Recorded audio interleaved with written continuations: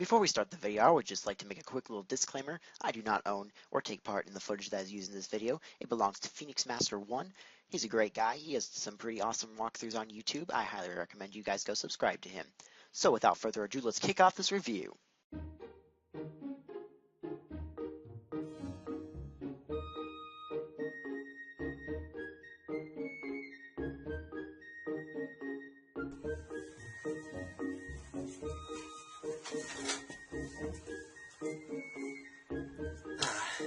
Zelda. For the longest period of time I've been playing this franchise. I know I don't talk about it much on this channel, but this is my favorite franchise of all time. I kid you not. From humble beginnings to absolute masterpieces, I've managed to nab every game this series has to offer and put it in my collection. But does the most recent entry in the series hold up? Does it live well to its predecessors? Why don't we find out?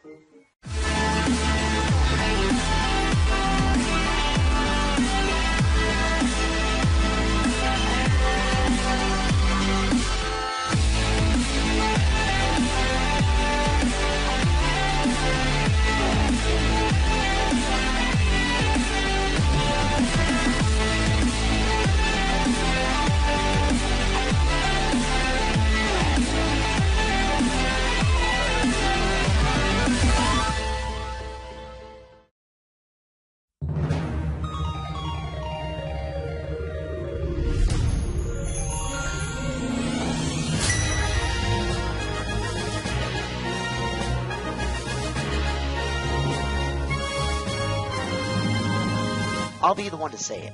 I have a huge soft spot for A Link to the Past, and when I heard a sequel was being made earlier this year, I was ecstatic. Like, crazily hyped. So when this game was released last month, I immediately went and picked it up along with the new Super Mario 3D World. And let me just say right now, this game was almost impossible to put down. I literally spent the entire weekend playing this game. I did not put it down unless necessary. I was shocked at just how fantastic this game was. I had high expectations. I mean, this was the first top-down Zelda game since Minish Cap, which was claimed as my all-time favorite in the series. Now before I continue to gush over this legendary series, let's dive into this masterpiece, shall we?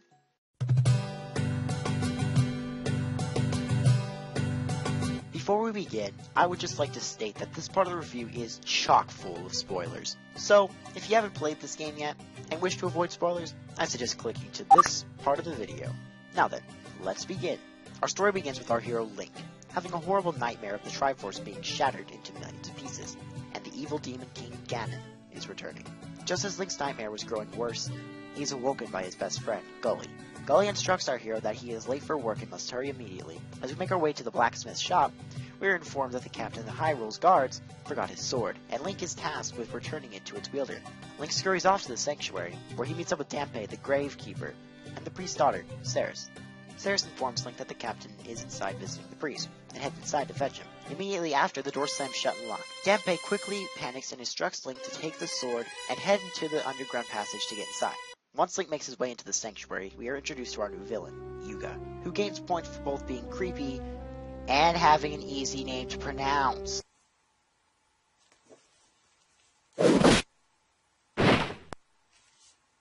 Yuga turns Ceres into a painting and knocks out our poor hero before making his escape. Soon after, Link awakens in his house with a new visitor.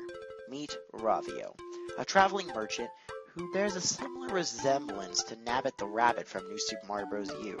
He informs Link that he brought him home and tells him he should speak with Princess Zelda about what took place. Before leaving, Ravio gives Link a strange bracelet. This will be important for later. Link heads for Hyrule Castle where he meets Princess Zelda, who... Okay, I'm sorry, but this is the most adorable design of Zelda I've ever seen! Anyways, Link informs Zelda about Yuga's attack. Zelda bestows Link with the Pendant of Courage and tells him to go to Kakariko Village to meet Link immediately does and speaks with the wise man, who tells Link to head to Eastern Palace. Once he makes his way there, just outside the temple, a man named Asfala informs Link that he intends to stop Yuga on his own. Unfortunately, Asfala is also turned into a painting and captured by Yuga. Link manages to defeat Yuga with ease, but is turned into a painting before Yuga escapes. Just when all hope seems lost for our young hero, Ravio's bracelet glows and Link is freed, giving our hero a new ability altogether.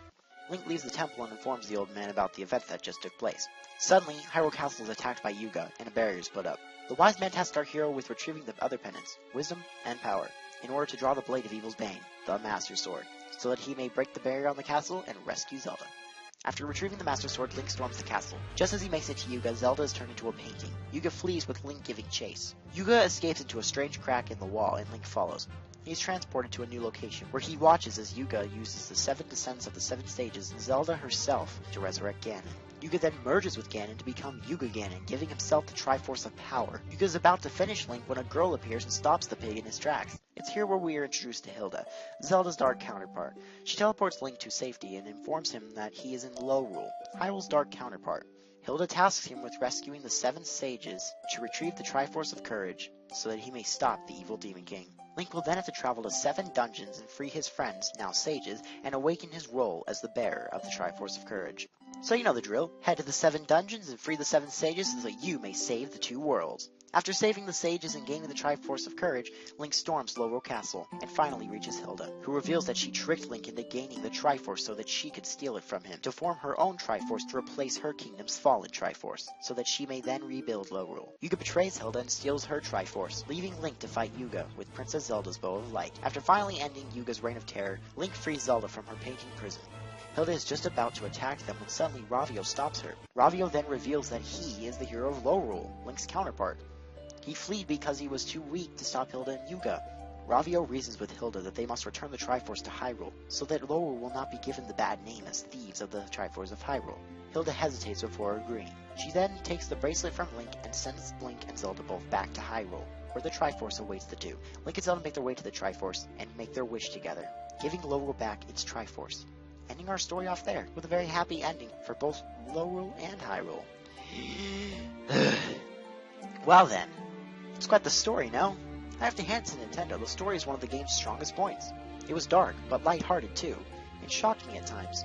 Well done, Nintendo. But we all know the story is not the major factor of the game. That would be...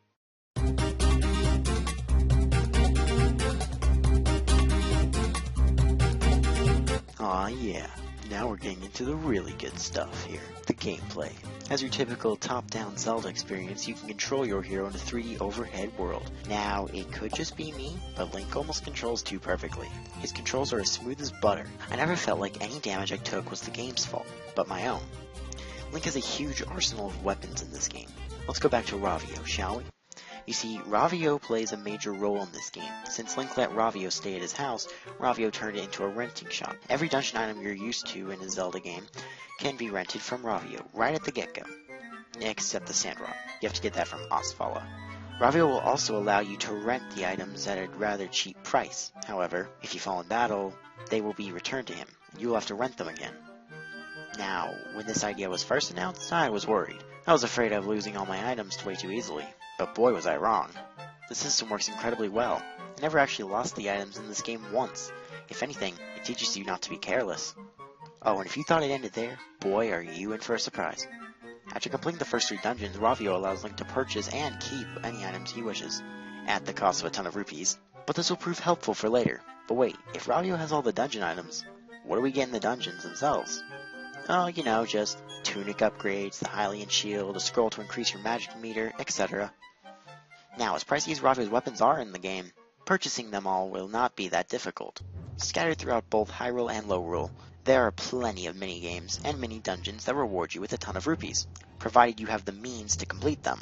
Your rupee counter is in the 4 digits for a reason. Instead of the maximum rupee count being 999, it's now 9,999. Pretty neat. I would like to point out an amazing feature that this game has. Non-linearity. For the first time since A Link to the Past, you are free to choose which dungeon order you want to pursue, with the exception being the first dungeon, and one you can't access without getting the Sand Rod. Other than that, you may approach the dungeons in whichever order your heart desires. And while on the topic of dungeons, these are some of the best dungeon designs in the entire series. There was not one dungeon I didn't like in this game. Each and every one of them has a different theme to them, making them stand out on their own and making them overall more memorable. Not only do they require you to have the right items to use, but they will also test your skill with the painting ability. Ah yes, the painting ability. About time I discussed this.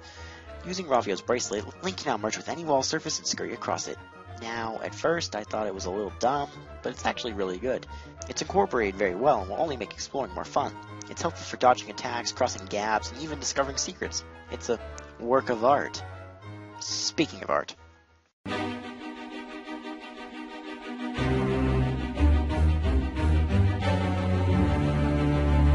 This game absolutely shines in presentation in every way, shape, or form. Now, the Nintendo 3DS does not output in HD, however, it does run at a smooth 60 frames per second. The graphics are something special. While they do look a little odd in cutscenes, they look fantastic in every other part of the game. The two worlds really shine with the new 3D renditions of a previously well-known world. Every location in the game looks breathtaking and colorful. Never did any area look bland or copied from another. And oh my goodness, have you heard this game's soundtrack? Every piece in this game is done in the form of orchestra, and while there are some remixes, this game has a lot of new songs to offer. There wasn't a single track in this game I didn't enjoy.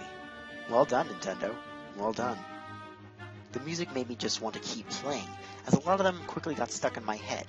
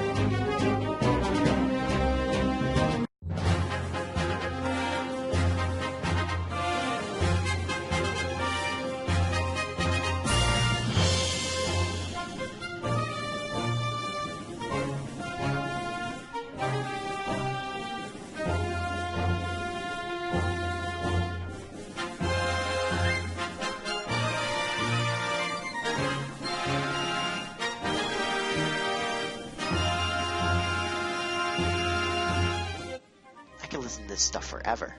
One thing World shines in that no other 3DS title has yet to do for me is that I will play this game with the 3D on all the time, and even all the way up.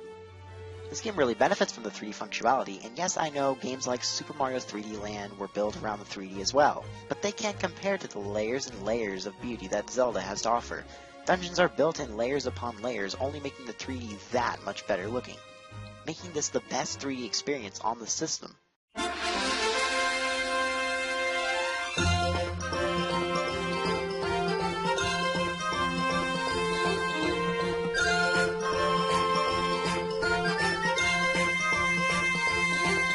If you thought the main quest didn't have enough to offer to you, don't you worry. This game has a ton of things for you to do on the side. Like previously mentioned, you can go after rupee dungeons and mini-games to score some serious money. Some of these mini-games are fun, like the Cuckoo Dodge one, and some are just evil, like the baseball one. I swear, even when you know how to work it, it's still hard! You may think there isn't much reason to buy Ravio's weapons, if you can just not die, but believe me, there's a good reason to buy them all. Meet Mother Maiamai, an octopus thing, who tasked Link with finding and returning her 100 lost babies. Some mother she is. This is World's equivalent to the Gold Skulltulas from previous entries. This may sound bad, but it's actually a lot of fun. Plus, you have a map that tells you the number of babies in the regions. Finding them all will not be a hassle at all, but fun in fact. After retrieving them, with every 10 you save, Mother Maiamai will upgrade any weapon you've purchased, like the bow shooting in 3 directions for example, making them more powerful. Now this is something I can do. I always love a game where you gradually get stronger. After retrieving all 100 baby Maiamai's, Mother M will bestow Link with the Great Spin, which takes up half of the freaking screen. Amazing. And believe it or not, there's still more. Heart pieces make a return, though there aren't that many, only a total of 28. But some are actually quite challenging to find, but the reward of all 20 hearts is worth it. It will require you to use the painting ability in many creative ways, and even traveling between the two worlds to find them all. And finally, there is the Tower of Treachery, located in Low Rule's Death Mountain. Basically, it's a gauntlet of floors that pin you against hordes of enemies. If you complete the highest level, you get a lantern upgrade. And if you do it once more, you get a net upgrade that allows you to hit enemies with your... Really? Now there's also a Street Pass function that allows you to fight Shadow Links for rupees, but since I don't know anybody else with the game, I can't experience it. Yet. But hey, it's there. After beating the game, you'll also unlock Hero Mode, where you will take 4 times the damage. Now, this sounds bad, and that's because it is. It's very difficult, but it's there. So yeah, there is a lot to do in this game, even on the side. This game should lock you in about 30 to 40 hours at least. The Legend of Zelda: Link Between Worlds is nothing short of absolute perfection in my eyes. I didn't think any Zelda game could get better than Minish Cap, but boy was I wrong. This game shines in every category it could be possibly clarified in. Graphics, sound, design, gameplay, length, it's all done perfectly. I love it. The Legend of Zelda: Link Between Worlds is not only a great game to have on the go, but just a great game to have in general. If you're a fan of the franchise and you own a 3DS, I would highly recommend getting this game. You won't be disappointed. And newcomers to the series looking for a great starting point, I highly recommend this one. So yeah, that's it. You've heard my opinion on The Legend of Zelda: Link Between Worlds. I hope you guys enjoyed my first review, and if you guys want, I'll continue doing them. So I'll see you guys later.